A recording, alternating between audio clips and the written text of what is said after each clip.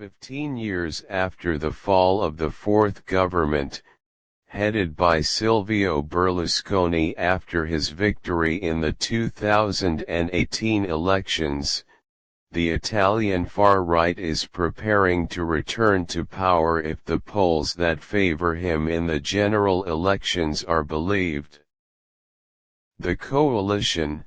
which includes the parties Forza Italia, Forward Italy, the League, and the Brothers of Italy, carries a set of proposals aimed at limiting the powers of the European Commission, of which, fighting legal immigration, and electing the President of the Republic directly from the people in a last, almost desperate attempt by Silvio Berlusconi to reach the first presidency,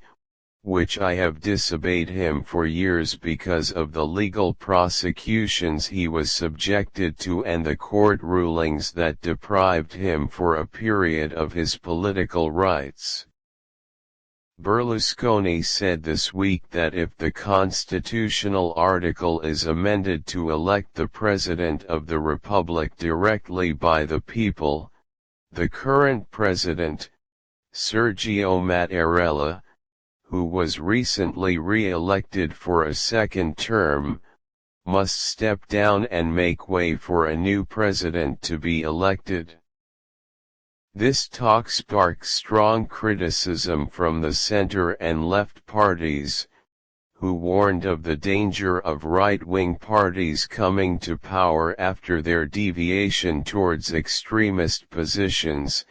and at such a stage during which Europe is witnessing political, economic, and security turmoil that threatens to reshape regional and international balances. Despite the repeated statements issued by the leaders of the far-right parties to abandon fascist principles,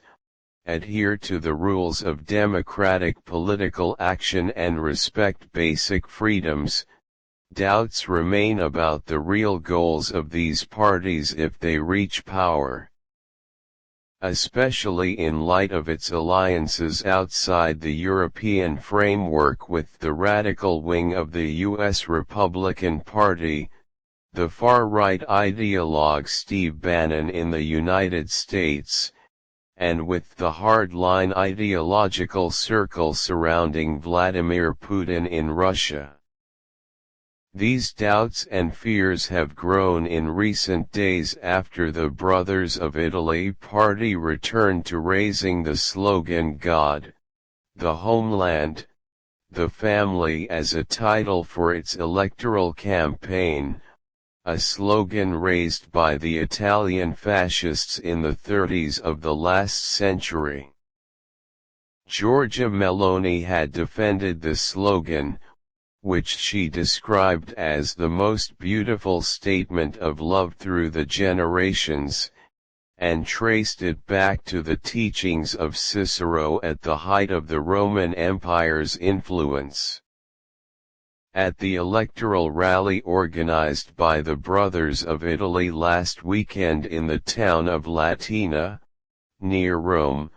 where Mussolini launched the fascist party, Meloni said, "This slogan is the basis of Western civilization,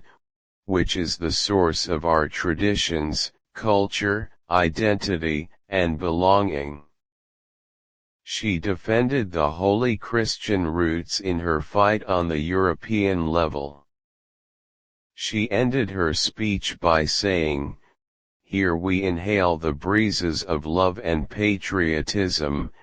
and the basic and traditional values that we will continue to defend, despite all that is said about us." Meanwhile, many warn that if Berlusconi resorted to an alliance with the neo-fascists to gain power at the end of the last century and the beginning of this century, the neo-fascists, and their heirs, who hold the reins of the Italian right today,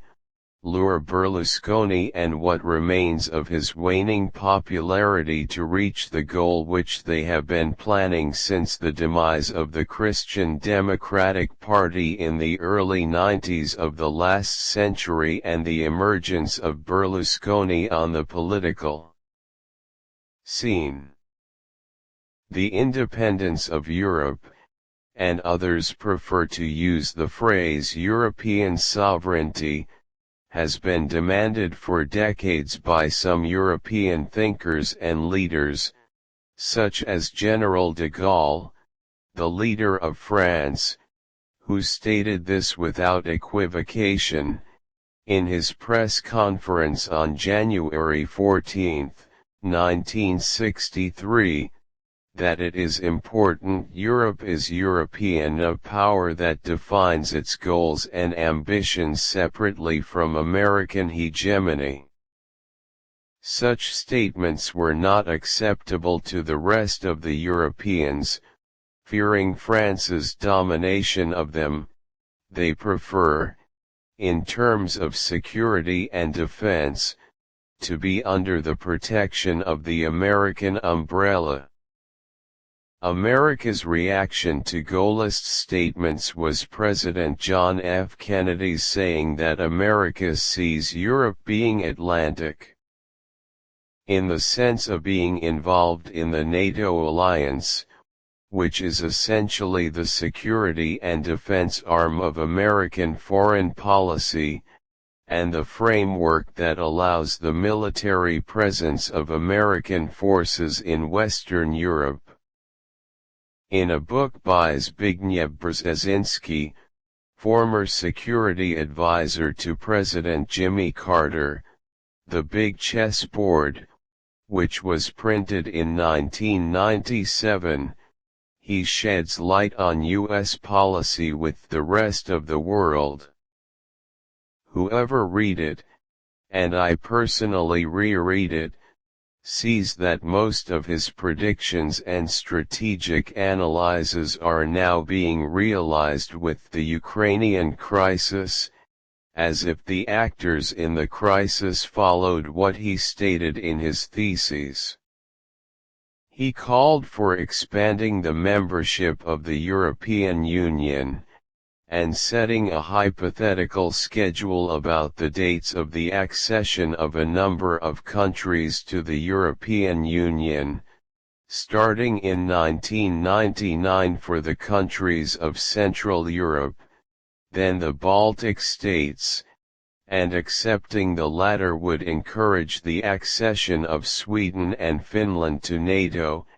and at another stage in the period from 2005 to 2010,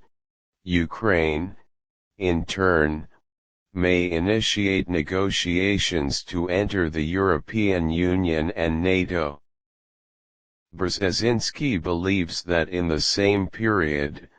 the trilateral cooperation between France, Germany, and Poland within the framework of the European Union is likely to form a Western nucleus of a broad defense system that includes Ukraine. In 2010, cooperation between these four countries, with a population of about 230 million,